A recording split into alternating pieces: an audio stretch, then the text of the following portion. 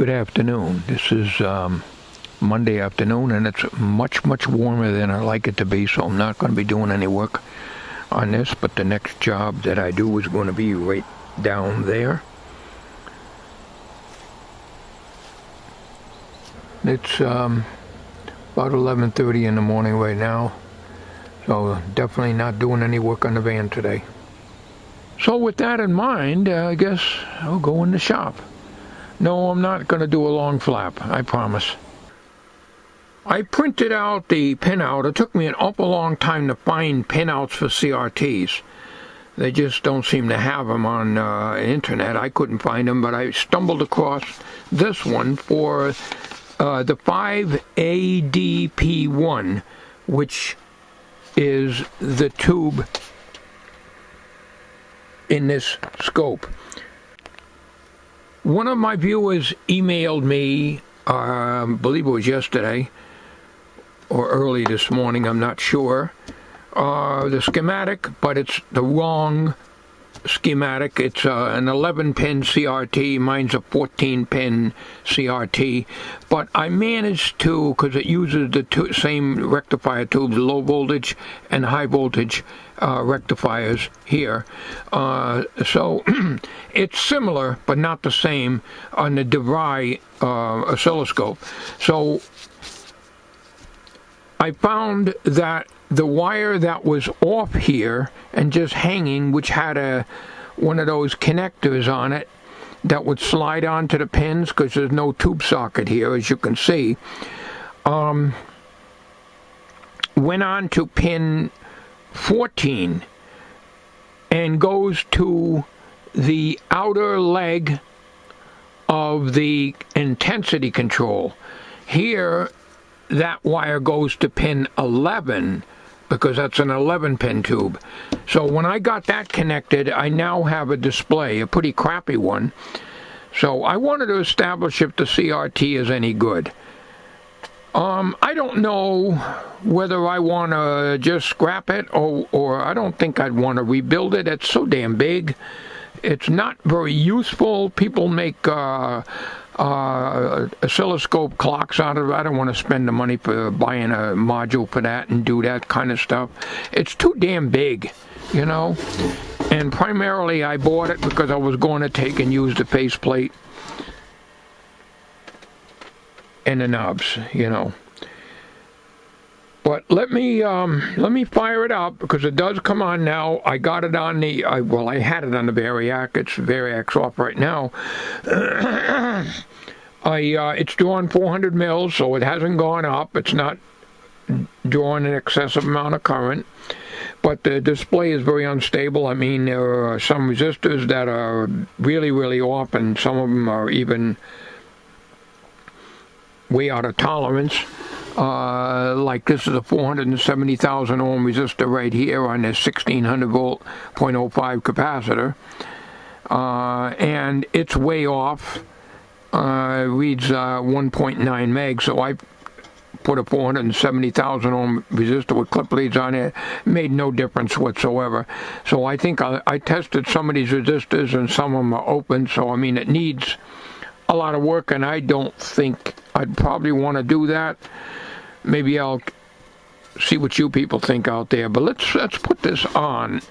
All right, I got 118 volts going into it now, and as you can see, that's what I have.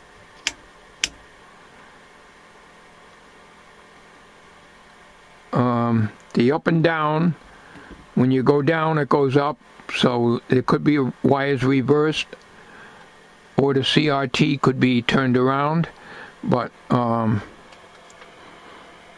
left and right are correct, but you know, you got a crappy scan here. It doesn't focus good. It's got low high voltage. You see how it blooms out? That's low high voltage. Although I got about 1400 volts before I found out where that wire went on the back of this socket. So I'm probably getting the correct voltage, but it's not getting to the rest of the circuit because it's probably open resistors all over the place. So, you know, controls work, but like I say, the brightness is all the way up, but again, you can see how the trace goes down when you turn the brightness down, and when it goes up when you turn it up. So, I mean, it's what it is, you know. It's big. I could scrap it probably, but it's got a lot of good parts in it. I mean, by good parts, I mean like the there's 2 oil-filled caps. I believe they're 0.5s, high voltage caps. There's 2 of those in there. The power transformer, of course, and the tubes. And of course the CRT. What would I do with the CRT? It just takes up room. I'd have to put it into something so it wouldn't get broken. I don't want to build anything. It's just too big, you know. If it was one of these small scopes like I have up on the shelf, like that Navy, but that is a completely different scope than this. I don't think this thing went up past 1 megacycle. I really don't know. I'm guessing. But anyways, it's a DeVry, but I don't know the model of it. Damn flashlights. These things just don't hold up. They look bright, but they just don't give you the brightness when you first buy them. DeVry Technical Institute. There is a number down here. Hang on a minute. 1G like in George 09. 1G09. So one of my viewers sent me a DeVry schematic, but it's the wrong one for this scope because it's got the wrong CRT. It's 11-pin CRT. This is a 14-pin CRT, and the tube that I have in here is a 5ADP1, and there's the pinout for it. So anyways, I got it specs on the CRT, but I don't know whether I want to do anything with it or not, but I thought I'd throw this video out and maybe get your opinions on it. There are other things that I can be doing, but I got it, like I say, for the chicken head knobs, and when you think about what I paid for it, I bought this and that radio for $15, so it's essentially $7.50 I paid for this. And there's a hell of a lot more than $7.50 worth of knobs on here. Put the light out here, you can see a little better. So, like I say, it's got its problems because I'm running it. I haven't done a darn thing to it, other than to make sure there's no shorts and so forth. I don't really want to put parts into this thing, but almost wish the CRT was no good so I can scrap it. But who knows? I probably could build something out of it.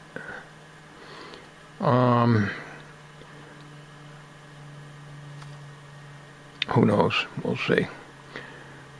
I'll probably play around with it off camera. It's nothing important. Well, I doubt I'm going to do anything with this radio, but I got the 3 bolts loose. There is a bolt way up in the upper left-hand corner, wedged way in between the tuning condenser pulley, which was missing because I don't see a nut on there, so the whole chassis is loose. Obviously, whoever worked on this couldn't get the nut on, and I think what I'm going to try to do is to pull the chassis out and try to glue down some of this loose paper inside here. I don't really want to do too much with this thing because I'm going to look and see how much the tubes are, but I just want to look because one of my viewers said that the chassis is hard to work on because the speaker, you know, is right in there with the works because of the need for a battery pack down here. Okay, well, we can deal with that, I think. And what I'm going to do is lay this down like that. Let's see here. Probably don't even need that light. That throws off a lot of heat. It's a LED, but it's very, very hot when you touch it. Doesn't look like it's that hard to get out. I got these wires over here on this terminal strip, which I'm just going to cut off. This is a crappy job anyways. It looks like something I would do.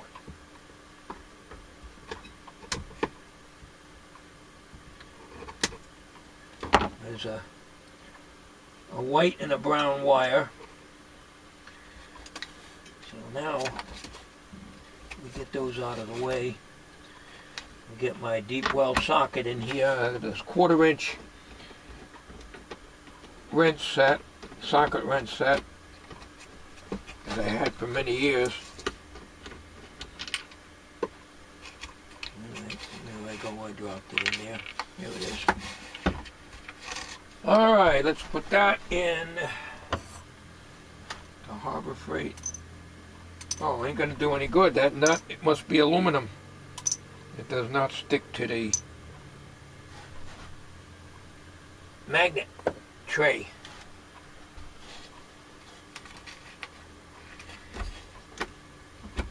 Alright, let's get these out. I just want to look it over. It's pretty uncomfortable out there today. It's going to be in the upper 70s and you can have that crap. I'm sure glad I did get the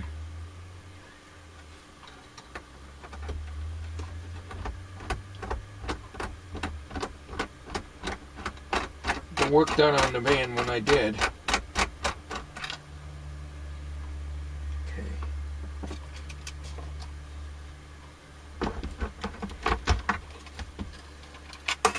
All musty. I don't know if you can see it, the back of that knob there. And the green fungus on there, I guess. Alright, let me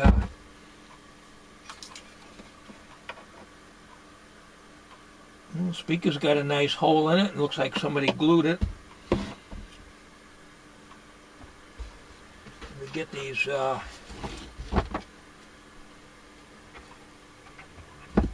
out of here. Well, there's one of them. Look at the fall on the floor.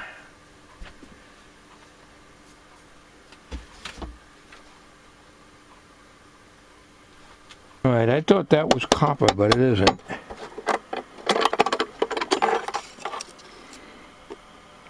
It makes you think it's copper. Just, I don't think it's copper.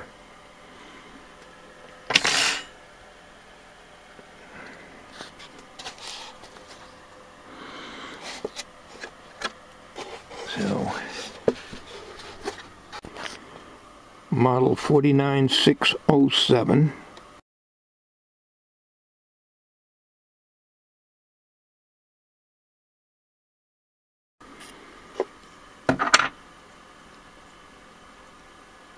But it's might be maybe somebody could use it for, as a, you know, put it in their collection. The only thing you can do with this is, besides cleaning it up first, of course, is paint this black, and these feet here, you just paint the whole thing. That's what I would do anyways. It doesn't mean it's right, but the way I do things, something like this,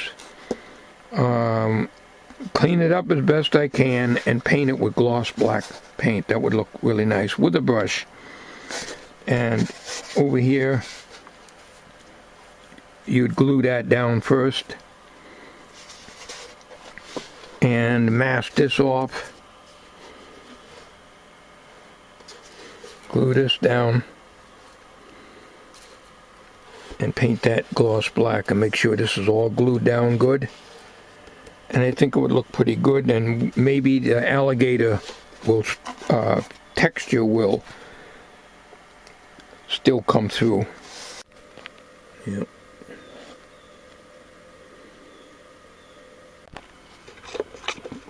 I have to get my magnifier in there and see. I imagine it's an external antenna what you just plug in there. So this is a terminal strip. I don't know, it doesn't look original. The reason is it looks like a modern, you know, in the 50s type of terminal strip, the kind that we use when we install electrolytics in radios and stuff. But I could be wrong. I usually am. And I'll glue this down. And then I'm going to take a list of the tubes here. That is a 3LF4, but it's pointing right to a big tube here, which is the 117Z3, and it's showing a small tube for the 117Z3. That's absolutely wrong. But anyways, what I'm going to try to do here is to glue this all down, and I'm not going to do too much with it, but I will look into the cost of the tubes. So as you're looking at the radio, this is your 117Z3, but it's marked a different number on it. This is that 3LF4 7-pin tube that goes in here, the one with the little diode stuck in there.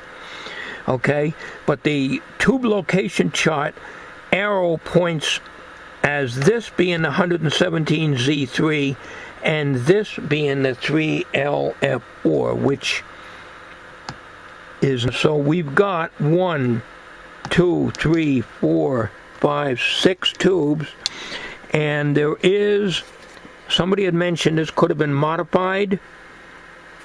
I don't think so, because that's got a rubber grommet. It's pretty broken up with this cord going directly into the chassis.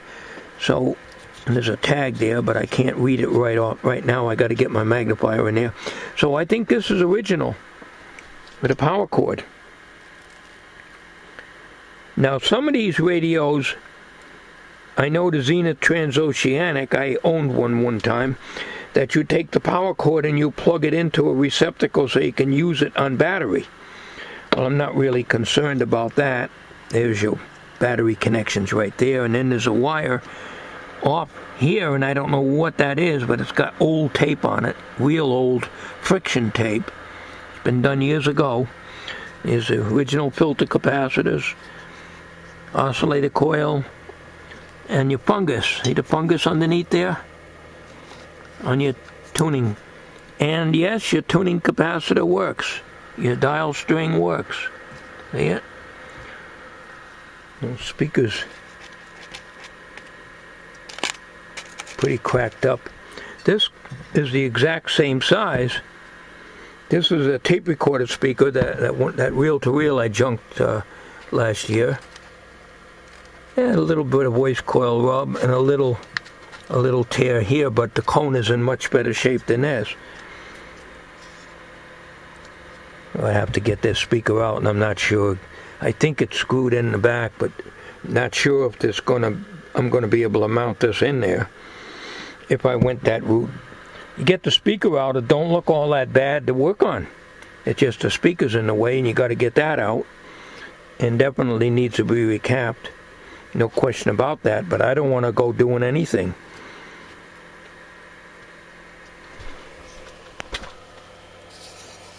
On this without getting the tubes. Let me return that over. That's strange. The different model number than what's on the tube location chart. Model 46-350-122. So I better write that down too. Now, how can one radio have two model numbers? It looks all original in the cabinet. The other one was a 49, what is it, 207 or something like that? Let's see. Yeah, it's got, the speaker has, the speaker's screwed into the bracket. There is no holes, no tapped holes on this. So I might not be able to put that speaker in unless I took out the screws and the speaker fits in there, and buy some JB weld and shove it in there, but it'll never come out again. But one thing at a time. I'm going to get a list of I'm going to write these tubes down and get a list of what they are, and see how much they would be. Even I'm not going to be buying any tubes now. That's really a mess. That is really fungi. Now, that's what happens, you know. These things are just found wherever. Alright, I scrubbed this down with a pad, some rags, and a very strong cleaner that's similar to the cleaner we used on the siding of our home. And it looks a little better, but I think if this is painted it would look good, but I'm not going to do that because I'm not sure. If anybody wants the radio, you know, they may want to put it in a collection and they may want to do the job themselves. What I think I might do, though, is to take some tight bond carpenter's glue and glue these down. They got to be glued down anyways. And I would recommend probably somebody to just brush on some gloss black paint down here. I think it would look good. It came out a lot better, but it still is not too good looking. And in here I glued this down so it's not flying away. I mean, there's a couple pieces missing, but the tube location chart is good. The antenna that goes around the inside of the cabinet here and underneath this label, this is the top of the cabinet, of course, it's upside down. I took some carpenter's wood glue and I put it up underneath and just put some weight on it just to hold it in there. In other words, I went to this far to pull the radio out. I might as well do some basic cleaning and some cosmetic repairs. This is all bad here, so definitely you would need to glue this down and glue anything else that sticks up.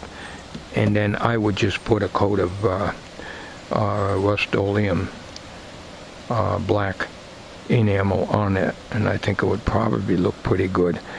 Whether you want to spray it or might be better to spray it. Alright, I'm going to glue down these corners here. I'm not going to get too fussy with this. Just want to make it look a little better. I couldn't do anything more. I scrubbed this, so the only way you're going to fix this is to paint over it, and hopefully a light enough coat that it would show through the texture. Okay, I got those glued with tight bond. I could have used Duco cement, but I'm almost out of it, and I never did get them back to the hardware store to buy any more. But I think this will work quite well. So we'll let that set, and then I may want to do down here. I don't know. There's a little lip here, but it isn't too bad. I might leave it. And, not too bad. That corner down there, I'll just put a little glue on it. Work on my fingers, and that'll smooth that out.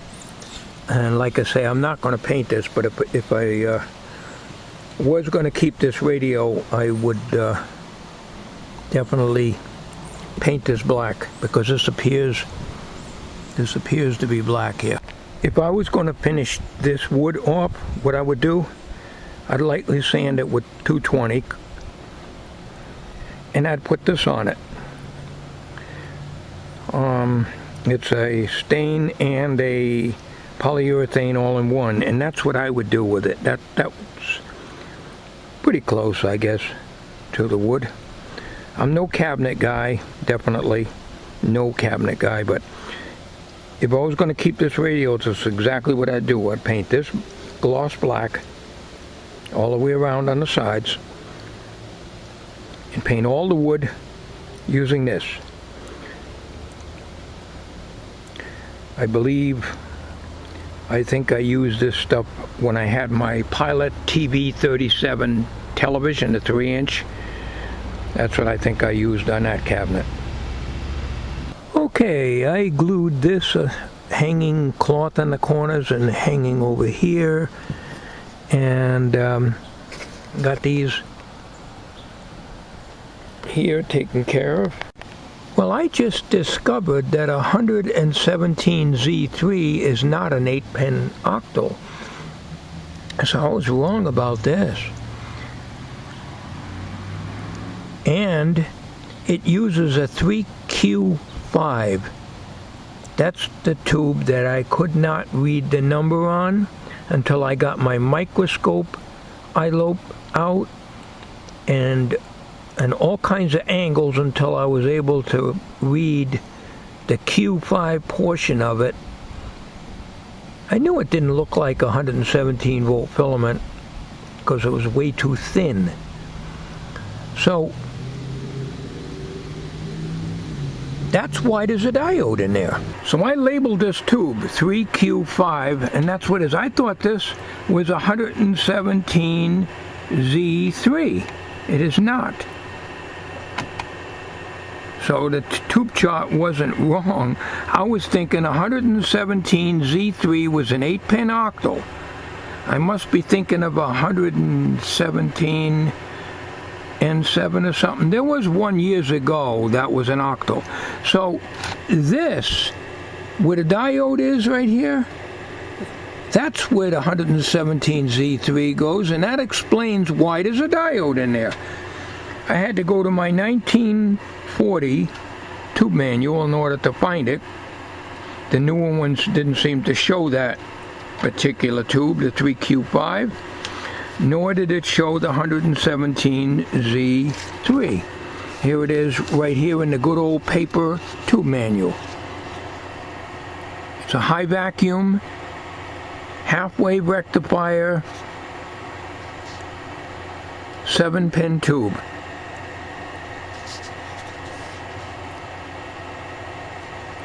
So that solves that problem. Now that I know this is the 3Q5, I can try to look it up on my chart on the B&K 606, or I can use one of the other testers to check it out. But we got some bad tubes in here. Now what I did off camera, so I lubricated the ball bearing here with a light film of oil.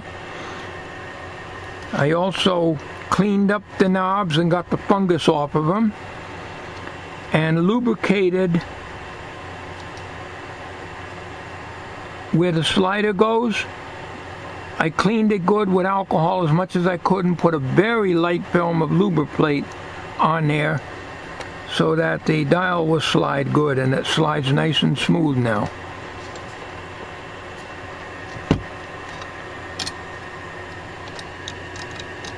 I just noticed this. What the heck is this?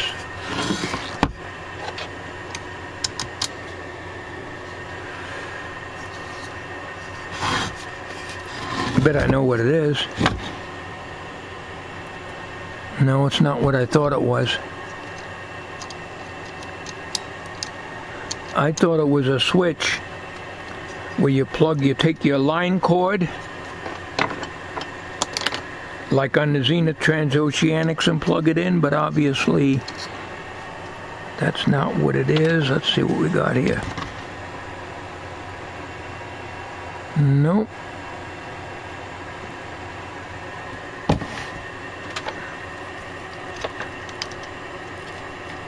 No. Oh, I don't know what that is, but I haven't tried getting information on it because there's two different model numbers, which I'll showed you, or probably already have shown you on the photographs that I've taken. Also, this little chart here, which I've taken a photograph of, and you may have seen these photographs already.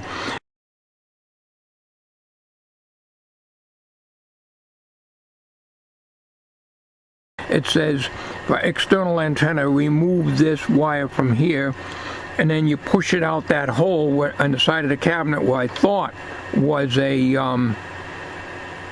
earphone jack, and it isn't, and that gets you the outside antenna. So we're looking a little better, but we still need tubes, but I don't know what the hell this is. Now the radio sits like this,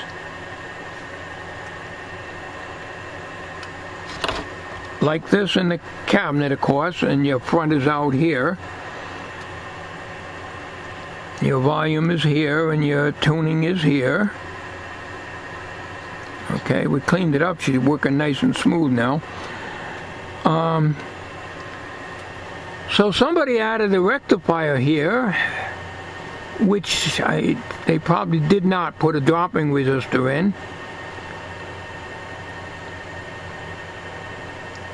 But we got some bad tubes, and I do not know what this 3Q5, whether this is any good or not. I will have to test that. And got to clean this up a little bit. Since I got it out, I might as well do that. Whether I'm going to keep the radio or not, I don't know. As I showed you, if I keep it, I'm going to paint the cabinet, the alligator part of the cabinet, the sides, the bottom, and the top, all of the alligator stuff. I'm going to paint it with high gloss black paint. I think it would look neat. And then do the wood in that polyurethane stain combination. I think that will look good. I've got the paint. I don't have to go out and buy it, so you know. But obviously something must go here.